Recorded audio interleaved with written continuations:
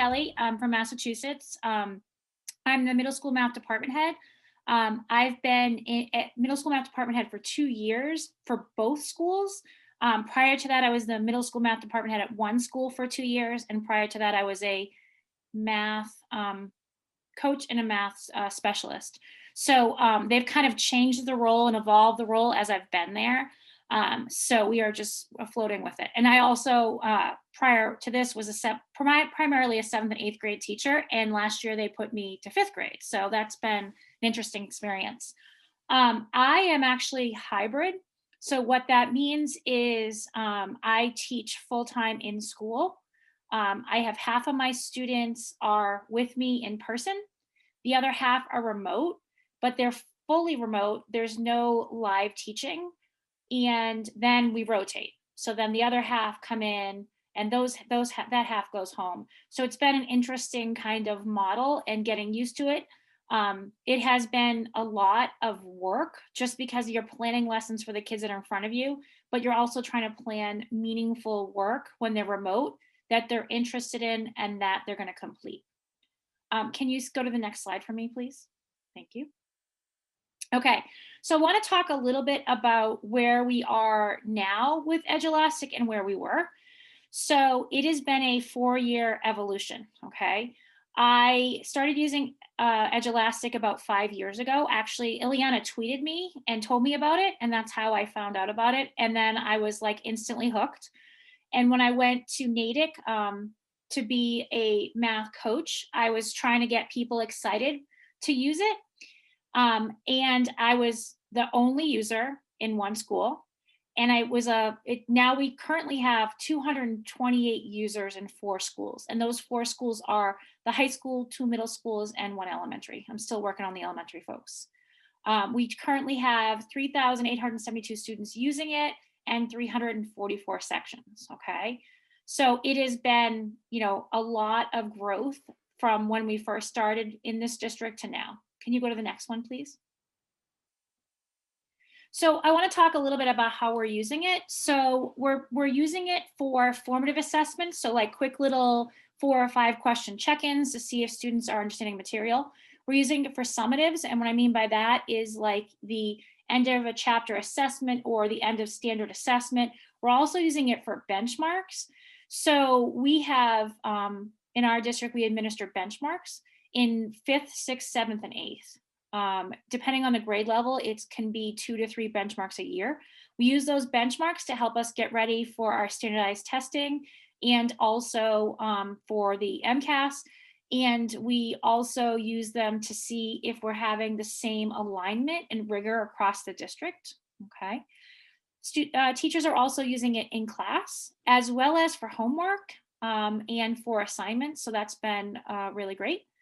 Okay, can you go to the next one for me?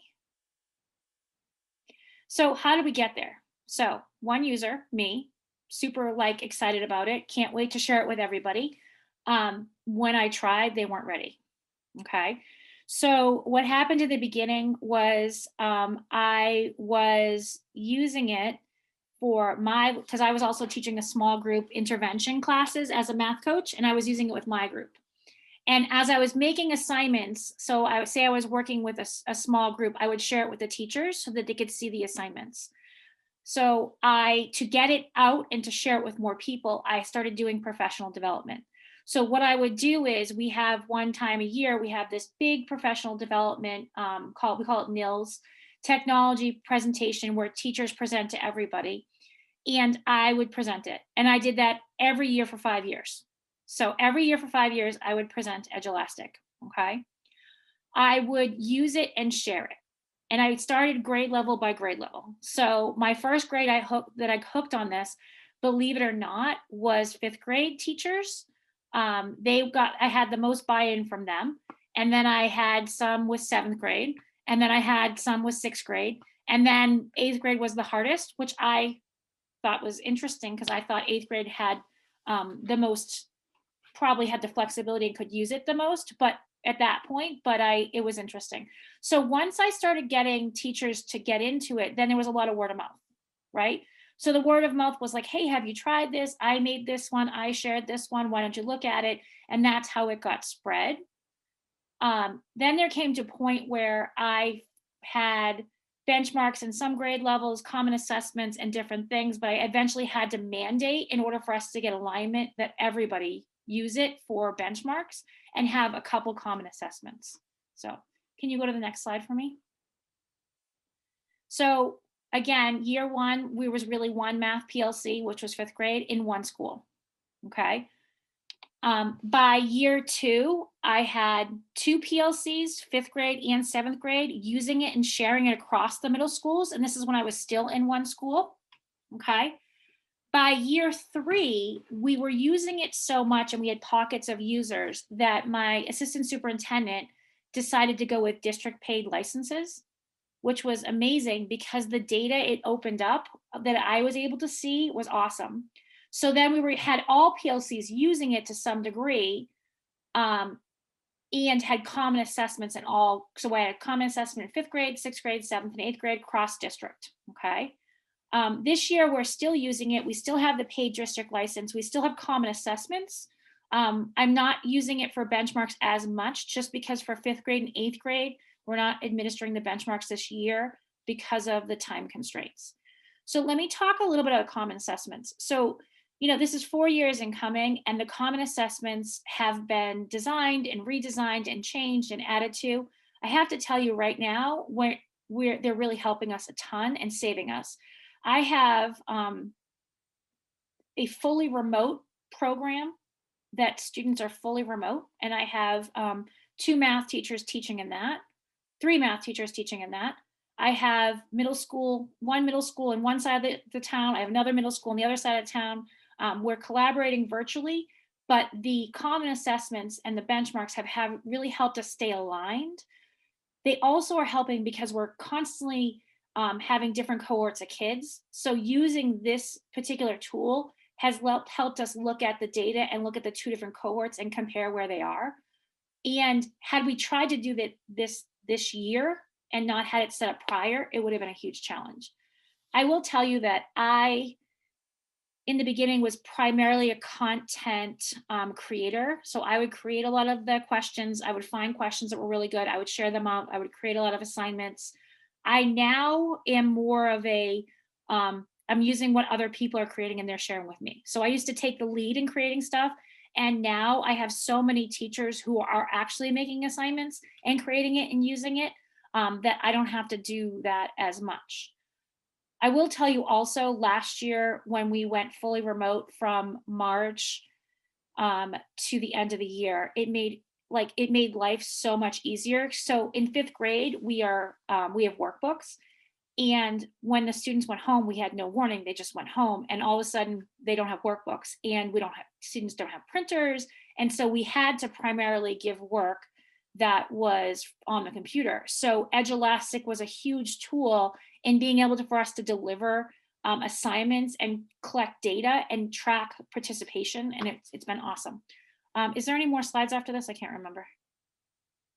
Okay, so again, our next steps would be next year for us is that we would make sure that I would push out the two benchmarks. So right now I have teachers pushing out benchmarks through their classes.